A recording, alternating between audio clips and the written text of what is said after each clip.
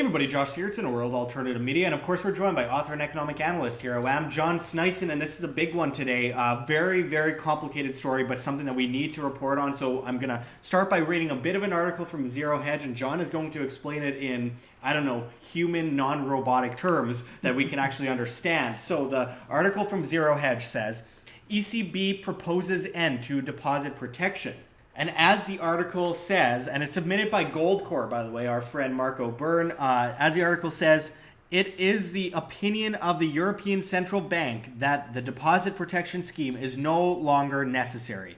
Covered deposits and claims under investor compensation schemes should be replaced by limited discretionary exemptions to be granted by the competent authority in order to retain a degree of flexibility. To translate the legalese jargon of the ECB bureaucrats, this could mean that the current 100,000 euros, 85,000 pounds, deposit level currently protected in the event of a bail-in may soon be no more. But worry not, fellow savers, as the ECB is fully aware of the uproar this may cause, so they have been kind enough to propose that, and I quote, during a transitional period, depositors should have access to an appropriate amount of their covered deposits to cover the cost of living within 5 working days of a request. So that's a relief. You'll only need to wait 5 days for some competent authority to deem what is appropriate amount of your own money for you to have access to in order to eat, pay bills, and get to work. So this gets a lot deeper. John, can you go into this and, like I said, translate this into human words? Well, I tried to read through the ECB proposal, which was a letter that was sent out by Mario Draghi in November 8th this year.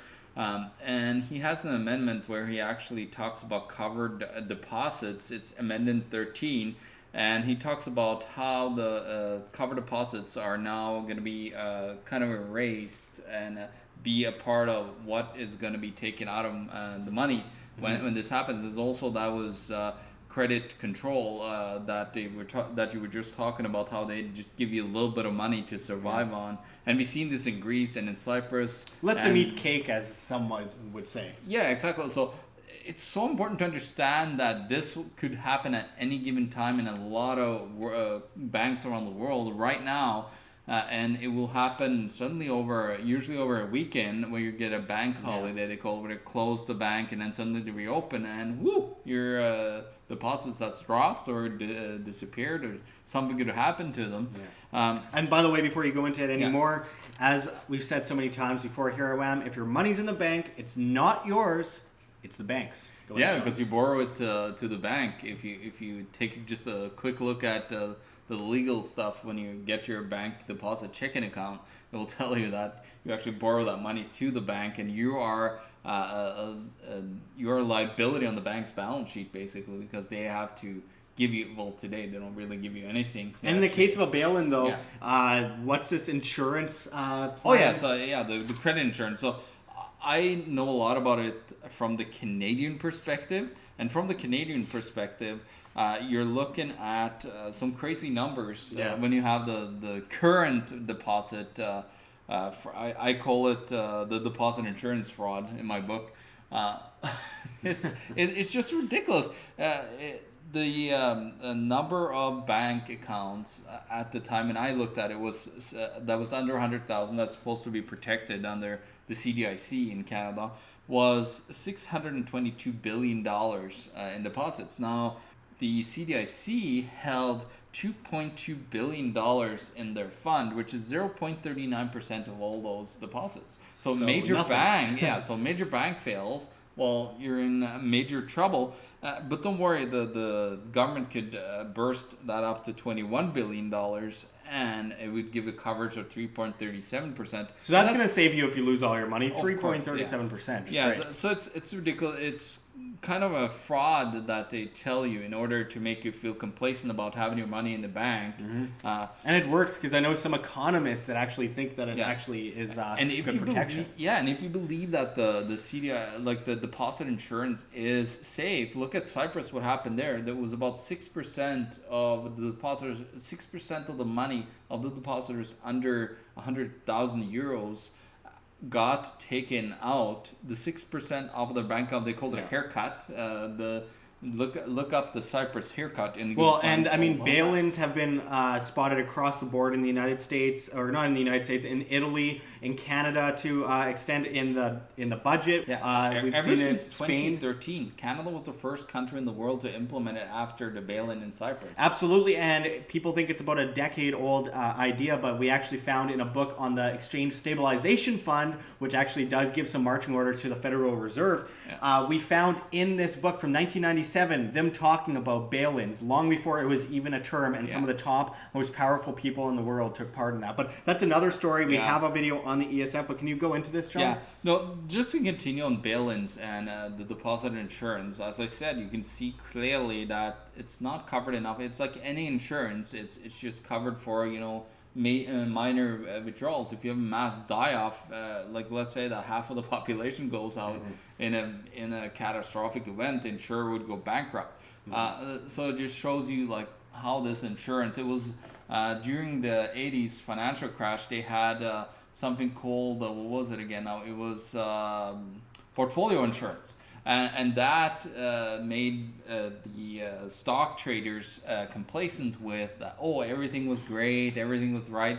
And then sure enough, suddenly everything just collided, and this whole portfolio insurance just were gone. There was no insurance whatsoever. So it just shows you how insurance, you got to understand when you get that insurance, how the big risks that are involved in the insurance industry. Yeah. Now, an insurance industry, of course, have been around for many, many years. I actually use an insurance product myself, a whole life policy I call it an infinite banking system, where I can use it as my bank account, so I don't have to go and borrow money from the bank when I need money, because I accumulate money there, and it's outside of the control of the banksters, but it's the insurance companies that now have control over it. Yeah. So again, it's a way of mitigating the risk away from the banking system, that I have created my own kind of bank, which is still in a huge amount of risk. So I know that, but I can move that money out before things happen. And then I could go and buy gold and silver, the ultimate wealth insurance. That's what you should invest in. Not invest, that's what you should insure your wealth with. Make sure you have the gold and silver stacked at home in a safe, secure place where nobody's going to get to it, because that way you actually have an insurance, not the deposit insurance that the bank claim you have. And as you think you have a lot of money in the bank, as they show you in a crisis situation, they will give you very little amount of that money that you thought you actually owned back to you. By law, they've made this available. The ECB and every other bank around the world, they could freeze your assets at any given time during a crisis. And if people think that their money is safe in the mutual fund, whatever place it is that they have their money invested, all of these now, especially the big funds in the world, they have gone in and talked with the regulator, with the Federal Reserve, the CT, whoever it is that's involved in dealing with these, the SEC and so on in different countries. They've gone in and said, even the investment portfolio companies can also be frozen their money. If you read James Rickards' book, it's called, he calls it an ICE 9 approach. Which book is that? It's The Death of Money, which is talking about this, their approach that they're going to go out and freeze every single asset almost available during the next crisis. And that's why it's so important to have that offline protection against your wealth, because if you thought you had a whole bunch of money in the bank, at least you have something to survive on with gold and silver offline. And also, we got to mention Bitcoin. Yeah, well, that which is decentralized. Do your own due diligence, folks. Always look into something. Don't put more money than you can afford to put into it.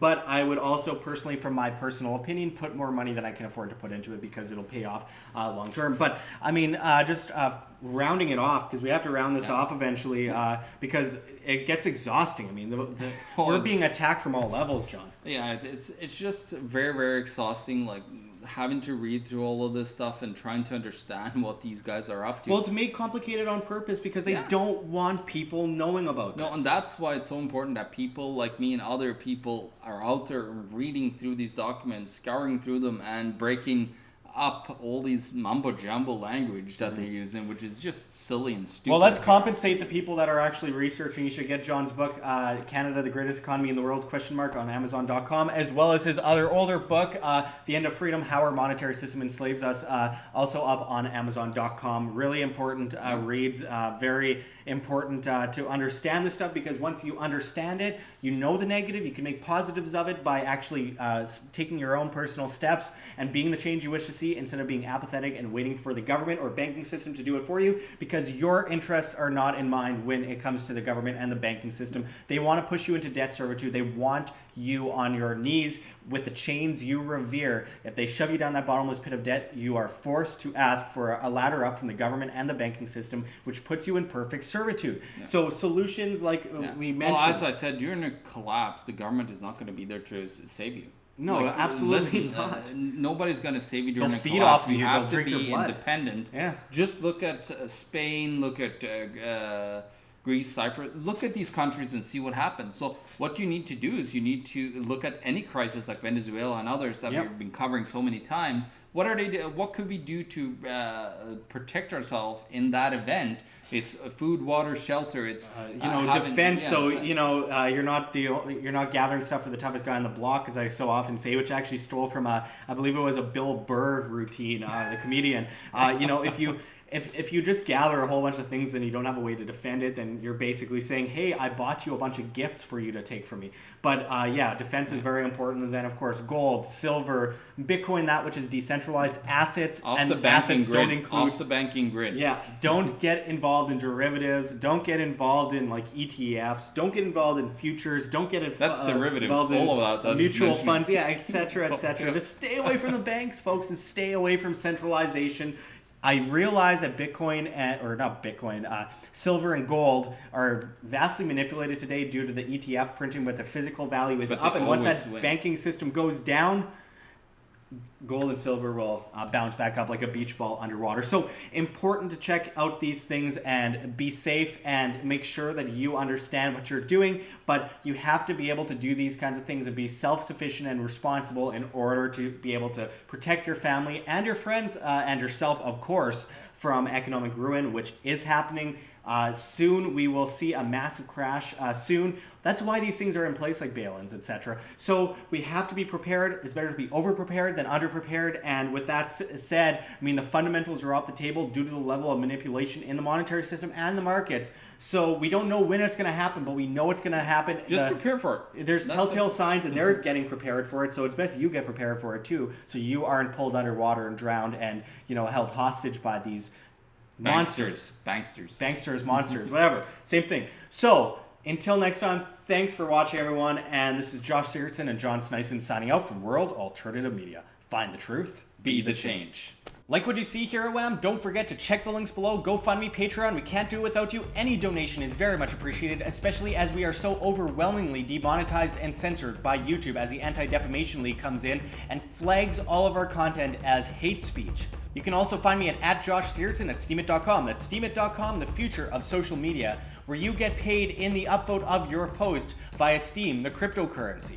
You can also find our Bitcoin address in the description and the comments below, as well as on the screen for you to scan if you please.